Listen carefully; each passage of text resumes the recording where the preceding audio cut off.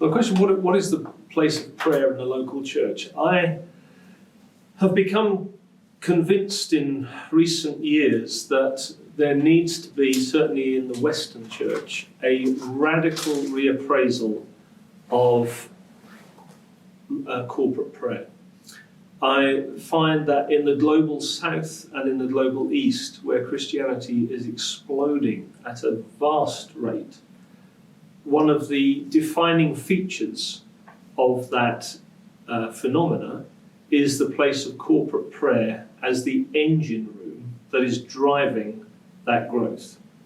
Whereas I think in the Western church, very often, many churches now don't even have a prayer meeting. If they do have one, it's a rather either dry affair or a very low attended affair, or both, worse than that. And I think rather than it being a department which some people who are keen on prayer could go to, I think prayer needs to be the engine room that everybody in church is involved with. Now, in the Bible we read of Paul talking about Epaphras, and he said, Epaphras wrestles in prayer for you.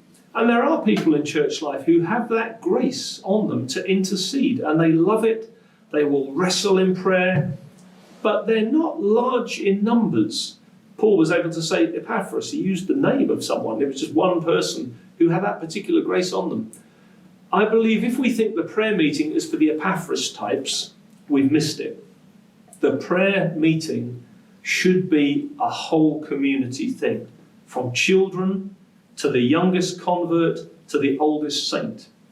There's something about corporate prayer, getting everyone involved, making it accessible, making it the engine room of church life rather than the department, actually building everything around corporate prayer. Now that's going to take a massive reappraisal. It will be a costly exercise. It will mean a lot of disruption. But I genuinely am convinced that that is necessary if we want to see a move of God in Europe. I was struck by a verse where Paul in 2 Corinthians 1:11 is reflecting on to the Corinthians the terrible difficulties he'd had in pursuing the next part of his mission. He said, I want you to know, brothers, when we arrived in Asia, we had a terrible time, really difficult. We despaired of life. Then he said this, he said, you also must help us by prayer, so that many will see the blessing granted in answer to the prayers of many. And when I read that, I thought, goodness, he could have asked for reinforcements, he could have asked for more money, he could have said, send some strategists, we need to have a team meeting. He could have asked for all those things, all of which would have been useful. The first thing he asked for when he was up against it is mass corporate prayer. And he didn't even say, I'll send Epaphras a note and he can get on it. He said, it's the prayers of many. So for me, it's the only place in the New Testament where we find the size of the meeting that has a direct influence on the effectiveness of the outcome.